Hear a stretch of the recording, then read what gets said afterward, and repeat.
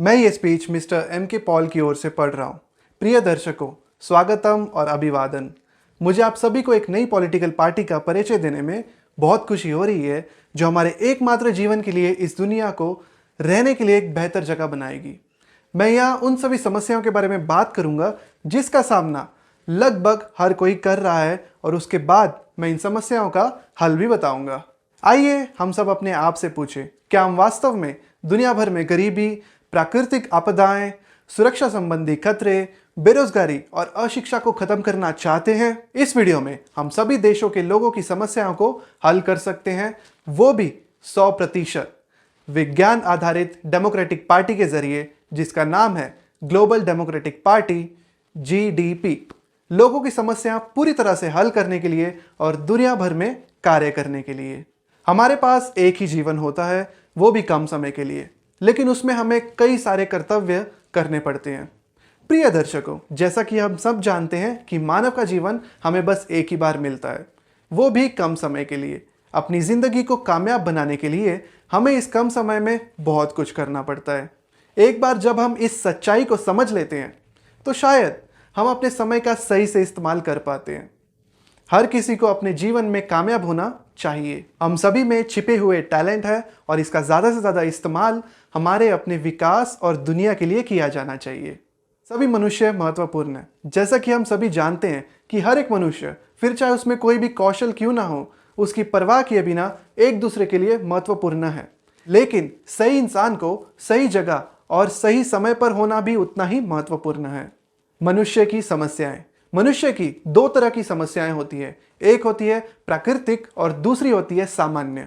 प्राकृतिक समस्या है आंधी, भूकंप, बवंडर, साइक्लोन, तूफान, सुनामी, मौसम बदलना आदि। सामान्य समस्याएं हैं गरीबी, अशिक्षा, असुरक्षा, बेरोजगारी, मानव तस्करी, शोषण, सामाजिक मुद्दे, जैसे कई लोग बच्चे नहीं चाहते हैं, इसलिए कई देशों में जन्म दर कम हो रहा है। लेकिन प्रकृति के जरिए मनुष्य की सभी प्राकृतिक और सामान्य समस्याओं को सुलझाया जा सकता है। प्रकृति से हमें भोजन, पानी, कपड़े, दवाइयाँ, घर मिलता है। मनुष्य की ये सब आम जरूरतें प्रकृति से ही आती हैं, और यह सूर्य के प्रकाश की तरह प्रकृति में बहुत अधिक मात्रा में केवल विज्ञान के जरिए ही हम प्रकृति से मनुष्य की आम जरूरतों को पूरा कर सकते हैं। इसके अलावा कोई और रास्ता नहीं है। साथ ही विज्ञान वैश्विक सभी प्राकृतिक समस्याओं को हल किया जा सकता है, जैसे कि कोविड की वैक्सीन बनाने में दुनिया की मदद कर रहा है। हमें कौन जिंदा रखता है? हम में से ज्यादातर लोग शायद यह कभी नहीं समझ पाए कि मानव समुदाय है जो हम सभी को जीवित रखता है। वह हम सभी को प्रकृति के जरिए हमारी आम जरूरतों को प्रदान करता है, जैसे रोटी, पानी, कपड़ा, दवा, घर आदि। वो समुदाय है वैश्विक वैज्ञानिक समुदाय, जिसमें मेडिकल डॉक्टर, इंजीनियर और वैज्ञानिक शामिल है। जरा सोचें कि कोविड-19 के दौरान किन्होंने लोगों की जान बचाई थी। हम यहाँ मेडिकल डॉक्टर्स, इंजीनियर्स और वैज्ञानिकों के समुदाय के बारे में बात कर रहे हैं।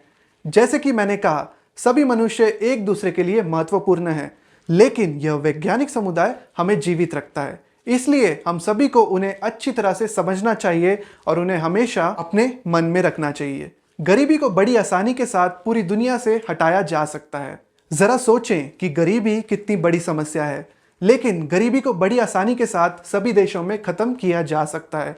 मनुष्य की सभी आम जरूरतें प्रकृति के जरिए मुफ्त में उपलब्ध हैं, जैसे कि रोटी, पानी, कपड़ा, दवा, घर आदि। वैज्ञानिक समुदाय हम सभी को प्रकृति से हमारी सभी आम जरूरतें प्राप्त करने में मदद कर रहे हैं। तो आखिर लोग गरीबी से जूझ क्यों रहे हैं? इसकी वजह यह है कि हम वोटर्स प्रकृति से डील करने के लिए किसी भी वैज्ञानिक पेशेवर को लोकतंत्र सत्ता के लिए नहीं चुनते हैं। हम केवल जनरल कैटेगरी के लोगों को लोकतांत्रिक शक्ति के लिए वोट देते हैं, जिन्हें विज्ञान या प्रकृति के बारे में कोई भी जानकारी नहीं होती है। विज्ञान के अध्ययन और सामान्य अध्ययन में बहुत फर्क होता है।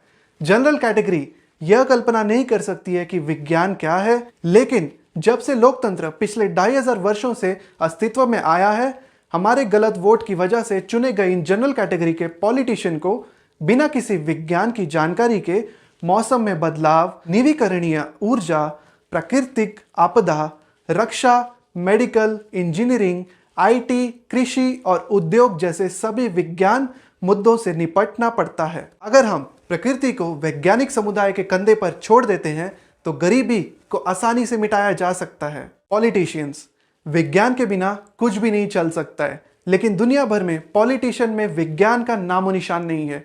जब से लोकतंत्र अस्तित्व में आया है, तब से जो लोग इस दुनिया पर राज कर रहे हैं वो राजनेता, मीडिया, इकोनॉमिस्ट, वकील, actors, singers, dancer, entertainer, sportsman, celebrities, businessman और कुछ कम पढ़े लिखे लोग। हम सभी इस बात से वाकिफ है कि कम पढ़े लिखे लोग बहुत खतरनाक साबित हो सकते हैं।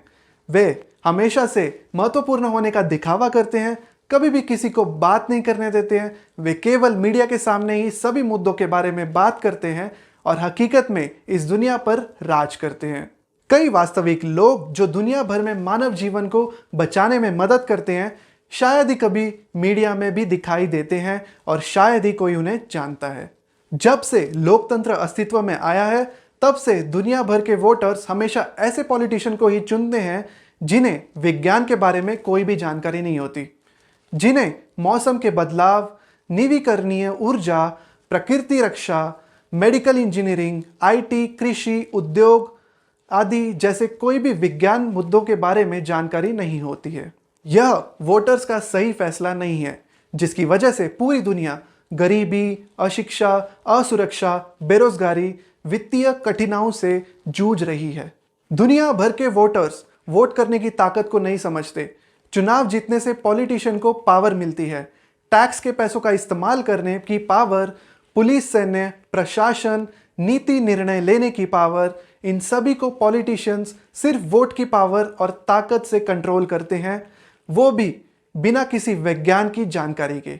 ये पॉलिटिशियंस युद्ध पर जाने, देश को आक्रमण करने, टैक्स बढ़ाने, अपनी इच्छा अनुसार दान करने और सभी इमिग्रेशन के मुद्दों सहित सिर्फ अपने एजेंडा के बारे में बात करते हैं। बिना किसी वैज्ञानिक जानकारी के पॉलिटिशियन को अपनी नेम प्लेट के साथ क्लाइमेट समिट, डिफेंस और अन्य इंजीनियरिंग और मेडिकल समिट, टैक्स में वृद्धि, वैज्ञानिकों के पहले स्पीच देते हैं और सभी परियोजना उद्घाटन के लिए जाना पड़ता है।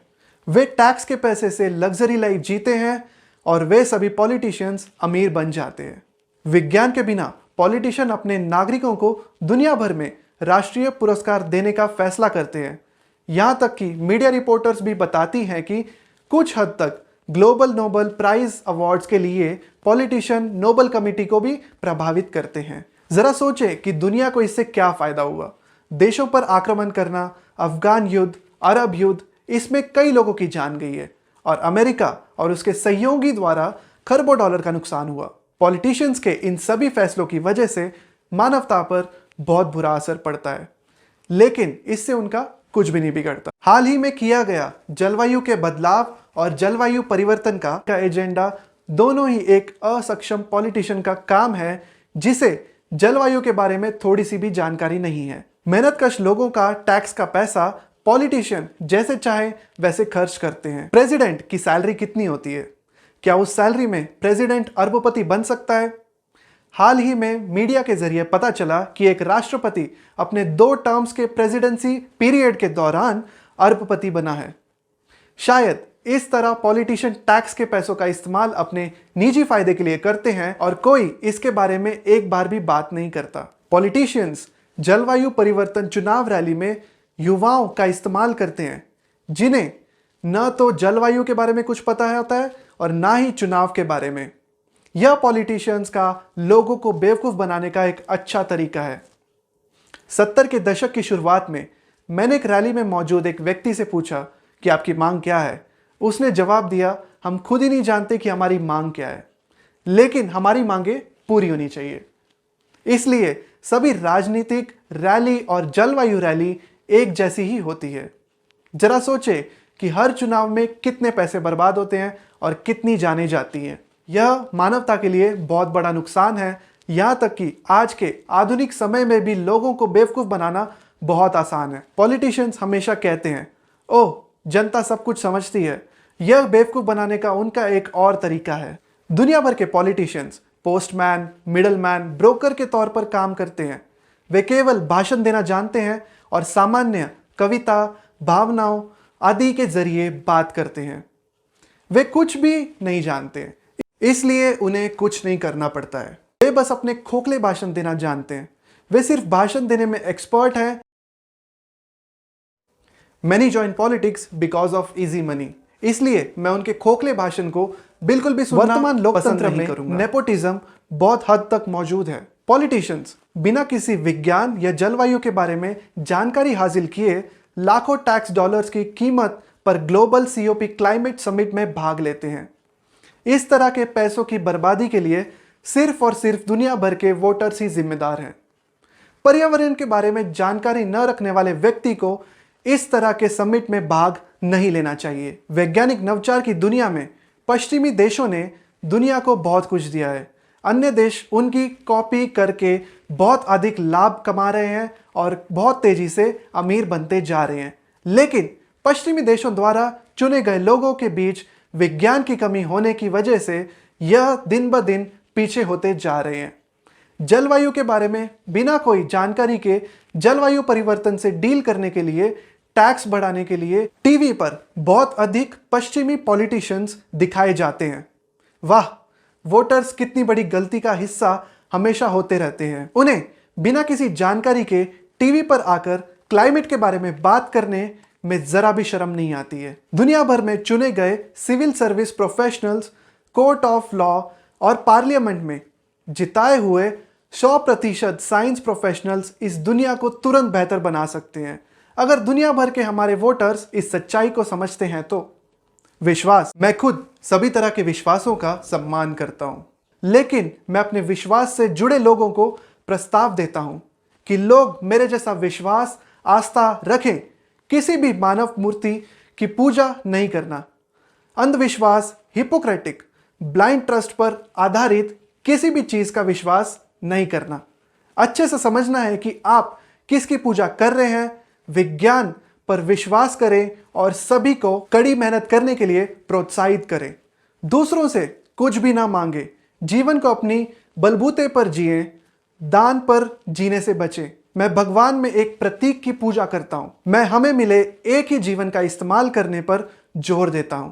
दूसरों के लिए दुनिया में ज्यादा से ज्यादा योगदान करें और मैं इनके लिए जीवन बनाने के लिए अनुरोध करता हूं। प्रार्थना, काम और परिवार हमारे अंदर मौजूद ईश्वर की शक्ति को समझें और बेहतर जीवन के लिए इसका इस्तेमाल करें।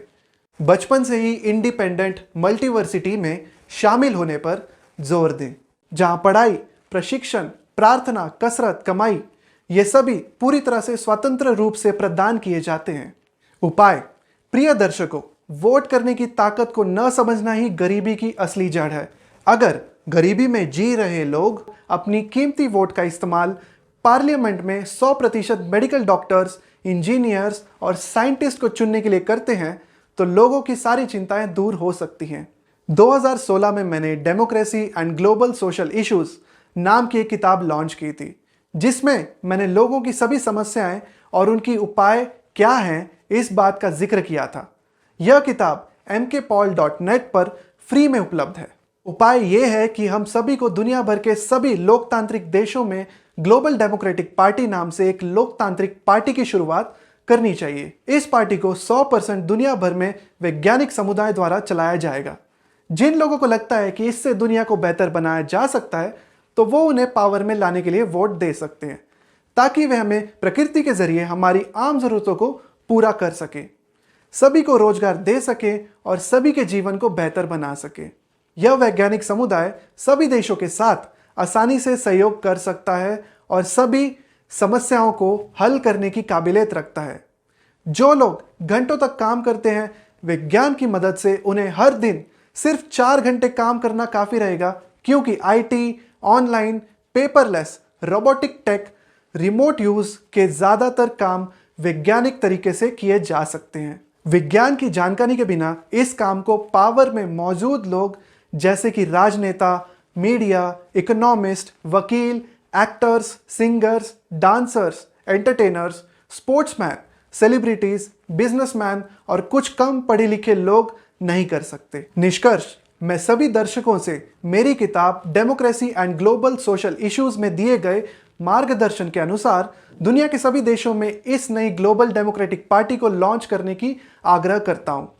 इस नई पार्टी में आवश्यक बदलाव किए जा सकते हैं क्योंकि हम इस पार्टी को दुनिया भर में लॉन्च करने जा रहे हैं। साथ ही मैं आपसे आग्रह करता हूं कि दुनिया भर में ज़्यादा से ज़्यादा लोगों तक पहुंचने के लिए इस किताब का अलग अलग भाषाओं में अनुवाद करें और इस किताब के हर एक भाषा में पब्लिशर बने। इस पार्टी को अपने देश में लॉन्च करने की पहल करें। इस पार्टी का पहला ग्लोबल हेडक्वार्टर वह देश होगा जो 100% विज्ञान आधारित ग्लोबल डेमोक्रेटिक पार्टी को सबसे पहले लॉन्च करेगा। अगर युवाओं को लगता है कि एक अच्छी पहल है तो दुनिया भर में गरीबी और इस बात से अनजान लोगों को इसका फायदे के बारे में समझाएं। शायद विश्व की मात्र 5% आबादी विज्ञान के बारे में जानकारी रखती है, लेकिन वे मनुष्यों की सभी समस्याओं को हल करने की काबिलियत रखती है। मैं इस विषय पर और वीडियोस बनाता रहूंगा ताकि ज़्यादा से ज़्यादा लोगों को जागरूक किया जा सके और उन्हें समझाया जा सके कि उनका जीवन बहुत बेहतर बन सकता है अगर हम मिलकर इस ग्लोबल डेमोक्रेटिक पार्टी के जरिए दुनिया भर में पावर हासिल करने के लिए वैज्ञानिक समुदाय को वोट देते हैं। तो इस दुनिया को सभी एंटी ह्यूमन एक्टिविटी से बचाने के लिए अगर आपको यह वीडियो पसंद आता है तो प्लीज़ इसे सभी के साथ शेयर करें ताकि हमारी ज़िंदगी के साथ साथ इस दुनिया को भी बेहतर बनाया जा सके। अगर मुझसे पूछा जाए तो मैं अकेले ही विज्ञान की मदद से दुनिया भर से गरीबी का नामो निशान मिटा सकता हूँ। किसी ने शायद ही मेरी जितनी गरीबी देखी होगी, इसलिए मैं समझता हूँ कि गरीब होना क्या होता है। लेकिन हमारे द्वारा चुने गए पॉलिटिशियंस विज्ञान और गरीबी को नहीं समझते। हम पहले ही विज्ञान को प्रकृति और पार्लियामेंट सौंपने में देरी कर चुके हैं। चलिए अब इस कार्य को जल्दी से जल्दी पूरा करते हैं। इस पहल के लिए मेरी प्रेजेंटेशन शायद स्टैंडर्ड नहीं था, लेकिन वास्तव में मेरा मानना है कि ग्लोबल डेमोक्रेटिक पार्टी के जरिए सभी ग्लोबल पार्लियामेंट्स को 100% विज्ञान को सौंपने से दुनिया की सभी समस्याएं हल हो सकती हैं। भविदय MK Paul, mkpaulbdca@gmail.com, www.mkpaul.net।